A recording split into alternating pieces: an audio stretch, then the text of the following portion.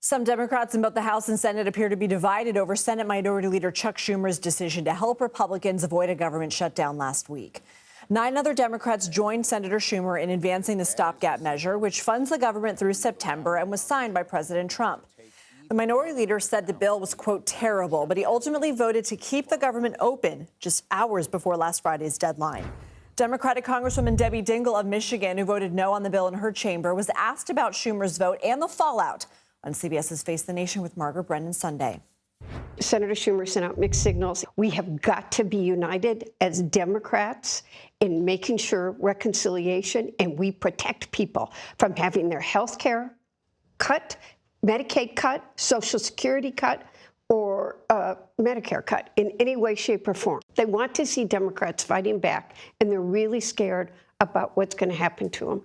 For more, let's bring in CBS News political reporter Hunter Woodall. Hunter, there are some interesting dynamics happening in the Democratic Party, all of which you have been following very closely. How would you describe the situation right now? Lindsay, this is a time of clear frustration amongst Democrats. And, you know, it was abundantly evident after the 2024 election that there was a lot of soul searching amongst the Democratic Party. How did they lose? What happened? How did they end up losing the Senate? How did they lose the presidency? And how did they fail to retake the House? That soul searching has given way to frustration. I was at the House Democratic Retreat in Leesburg, Virginia last week, and it's so evident that Democrats, you know, all the concerns they had after the election, they thought, okay, they needed to get a better understanding of the American electorate, improve their, brand with voters. But right now, they just seem frustrated by what's coming out of Washington, not only on the Republican side, but obviously with Senate Democratic leader Chuck Schumer as well. Well, and Congresswoman Dingell mentioned that reconciliation is coming up. I mean, what is this? Why is that so important? Reconciliation, it's a wonky word, so I'll try and make it simple for everybody because I know this is out of Washington. There's so much that we can misunderstand. This is a process that allows the majority party, in this case the Republicans, to pass certain legislation on the strength of their narrow majorities alone in the House and Senate. No Democrats. They don't need the support of any Democrats to pass anything by using this tool. They don't get to use it very often, but it essentially is going to allow Republicans to pass major parts of President Donald Trump's agenda. So Democrats, they don't need the votes there. Republicans don't need Democrats to vote for it, but Democrats see this as a part where they can really show voters they're pushing back against Donald Trump.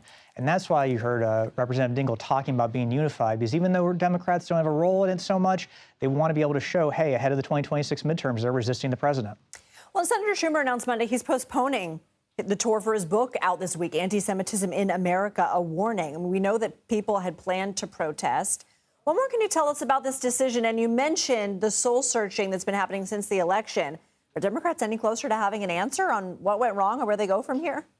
Well, my colleague, our congressional correspondent, Caitlin Huey-Burns, got a statement from the book publicist for Leader Schumer citing security concerns and that the book events are going to be rescheduled. But again, this comes at a time I haven't quite seen in recent years, Democrats really be so discontent with their congressional leaders. And this comes at that time where they clearly want a new direction out of Washington, out of Democratic leaders.